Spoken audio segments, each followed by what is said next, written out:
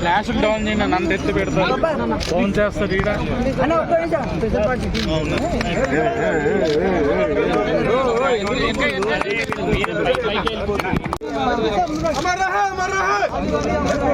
అన్న మీరు సైడ్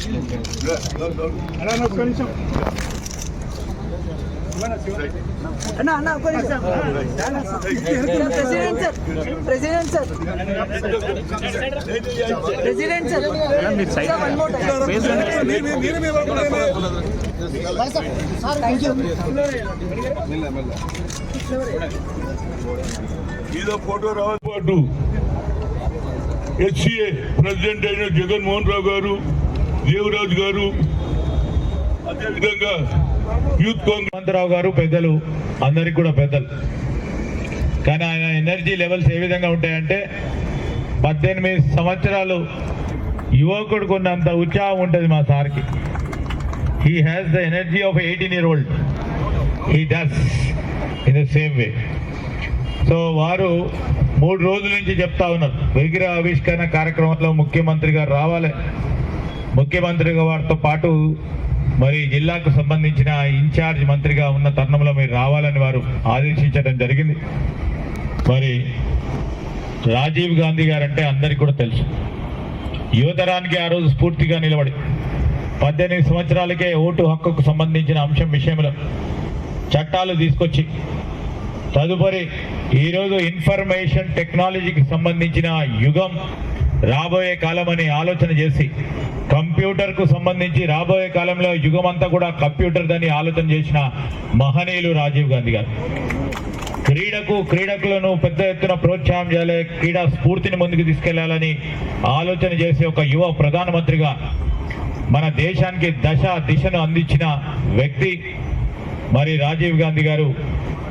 ఈరోజు మన దేశ సమగ్రత గురించి ప్రాణాలు కోల్పోయిన రాజీవ్ గాంధీ గారికి మనము ఈరోజు శ్రద్ధాంజలి కూడా ఘటిస్తూ ఒక మంచి ఆలోచన చేసిన పెద్దలు హనుమంతరావు గారు. ఆనాడు గౌరవ ముఖ్యమంత్రి రాజశేఖర్ రెడ్డి గారు ఉన్నప్పుడు ఈ క్రికెట్ స్టేడియానికి రాజీవ్ గాంధీ క్రికెట్ స్టేడియంగా పేరు పెట్టాలని కొట్లాడిండు. నేను అప్పుడు ఆ రోజు గవర్నమెంట్ విప్గా ఉండి కొట్లాడి ఆ రోజు ఆయనను ఒప్పించి మరి రాజీవ్ గాంధీ గారి పేరిట క్రికెట్ స్టేడియంని మనం ఆ రోజు నామకరణం చేస్తున్నాం. ఈరోజు వారికి స్ఫూర్తిగా నిలబడాలని స్టాచ్యూను పెట్టి అదే సంకల్పనతో వారు మనం అందరం కూడా విగ్రహావిష్కరణ చేసుకున్నాం. మరి చాలా సంతోషం. It's a fortunate moment for everybody over here for unveiling the statue. There is no doubt about it. It was a great leader who gives us the inspiration by looking at the statue. రెండవది మన హైదరాబాద్, మన రాష్ట్రానికి సంబంధించిన ప్రధానంగా ఈరోజు దేశ స్థాయిలో ఆడుతూ ఉన్న సిరాజ్ గారు కానీ, తిలక్ గారు కానీ, రాబోయే కాలంలో అనేక మంది మన నేషనల్ లెవెల్లో రిప్రజెంట్ చేయడానికి టాలెంట్ ఉంది ఇక్కడ. ఆ టాలెంట్ని పెంపొందించడానికి మా ప్రభుత్వం ముఖ్యమంత్రి రేవంత్ రెడ్డి గారి నాయకత్వంలో తప్పకుండా ప్రోత్సాహం చేస్తుంది. మన క్రీడాకారులకు కానీ, క్రీడాభిమానులకు కానీ రాబోయే కాలంలో ఈరోజు మా ప్రభుత్వం ముఖ్యమంత్రి గారి నేతృత్వంలో ఒక స్పోర్ట్స్ పాలసీని తీసుకొచ్చింది.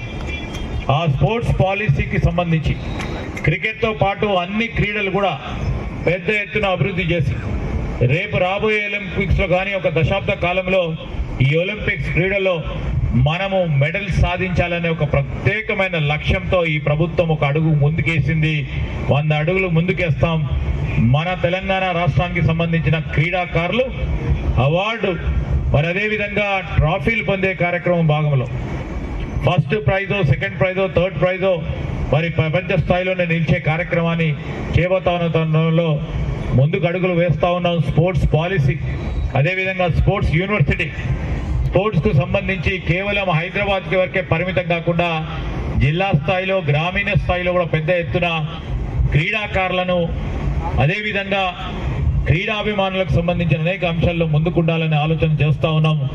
మరి మీ అందరికీ కూడా మరి తెలియజేస్తూ పెద్దలు హనుమంతరావు గారికి మరి నేను కోరుతా ఉన్నా, వారు నన్ను మన్నించాలని కోరుతున్నాను. ఎందుకంటే పోయేది ఉంది.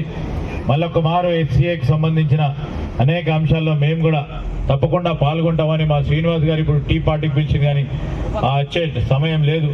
అదేవిధంగా దేవరాజు గారు